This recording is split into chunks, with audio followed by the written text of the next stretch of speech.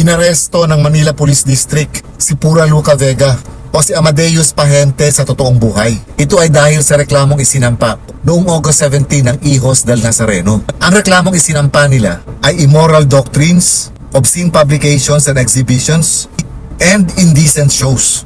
Ito ay dahil sa nag-viral na Ama Namin performance ni Pura Luca Vega.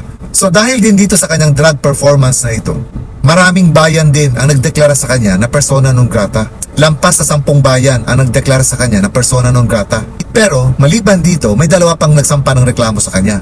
Yung isa sa Quezon City at ang nagsampa ng reklamo ay ang Philippines for Jesus Movement na kung saan sinampahan nila ng paglabag sa cybercrime law si Pura Luca. Pero itong pag-aresto sa kanya ngayon ay dahil ito sa reklamong isinampa ng Hijos del Nazareno.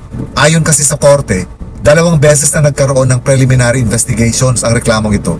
Pero ni minsan daw ay hindi sumipot itong si Pura Luca para sagutin yung reklamo laban sa kanya. Ayon kasi kay Pura mismo, sinasabi niya na wala daw silang natatanggap na notice galing sa korte na humarap siya for the preliminary investigation. Minsan yata talagang nangyayari ito kasi maalala ko rin sa Senate hearing nung kaso ng kasambahay na si LV Vergara na mention din doon ni Senator Tulfo dun sa babaeng pulis na mas maganda daw napuntahan niya mismo yung prosecutor's office para alamin yung tungkol sa reklamong isinampa laban sa kanya.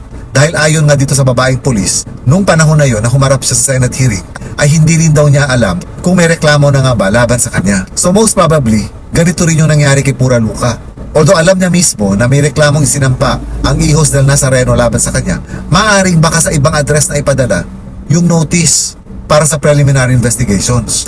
So kung hindi mo talaga i-check sa prosecutor's office yung tungkol sa notice na ito, talagang wala kang matatanggap.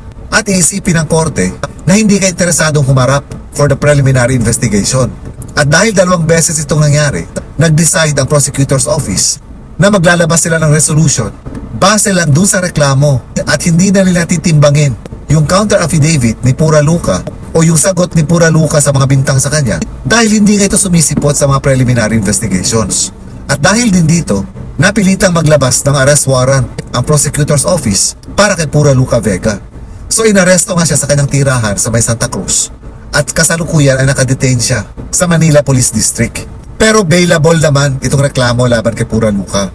So ang hinihingi ng korte na piyansa ay nasa 72,000 pesos. I just don't know kung kaya itong i-produce agad-agad ni Pura Luca Vega dahil maalala ko rin dati parang nanghihingi siya ng financial support para dun sa kaso niya sa Quezon City para man lang daw at least sa kanyang pamasahe at kakainin nila habang uma-attend ng hearing.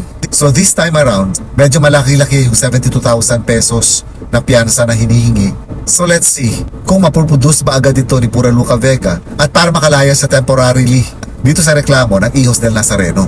Marami kasi talagang na-offend dun sa kanyang pag-impersonate ng Ama Namin dahil alam naman natin kung gaano ka-importante itong prayer na Ama Namin or Our Father, lalong-lalo na sa mga Kristiyano. So this time din siguro hindi na pwedeng baliwalain ni Pura Luca Vega yung mga reklamo laban sa kanya dahil itong pag-aresto sa kanya isang patunay na seryoso yung mga nagreklamo laban sa kanya. Meron din kasi mga nagsasabi na drug is not a crime. Well, ang tingin ko naman dito kasi walang problema sa mga drug queens. Ang problema kung ano yung dinadrag nila, lalong-lalo na kung patungkol ito sa mga religious beliefs.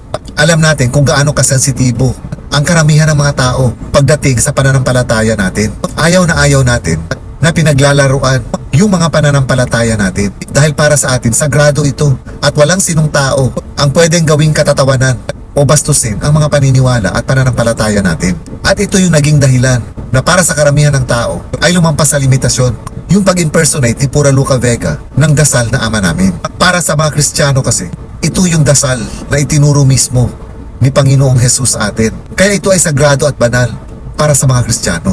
Walang kinalaman ito sa pagiging drag queen ni Pura Luca Vega. Kahit sino, kahit hindi drag queen, kapag ka ginawa ng ibang bersyon ang isang dasal na itinuturing na sagrado ng nakararami, talagang masisita siya.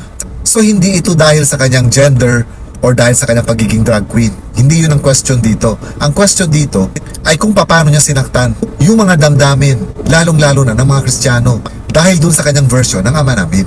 Although kung maalala ko rin naman, sinasabi rin ng Hijos del Nazareno na kaya naman nilang patawarin itong si Pura Luca Vega kung sincerely nahihingi ito ng patawad at gumawa ng public apology dun sa kanyang ginawa. Kaso parang ang nangyari kasi, hindi ito ginawa ni Pura Luca Vega. And in fact, ipinagpipilitan niya na wala siyang krimen na ginawa, na yung drug na ginawa niya is not a crime. Maaaring magkaiba-iba yung mga pananaw ng mga tao tungkol dito. Pero one thing for sure, marami siyang nasagasaan dun sa kanyang drug performance ng ama namin.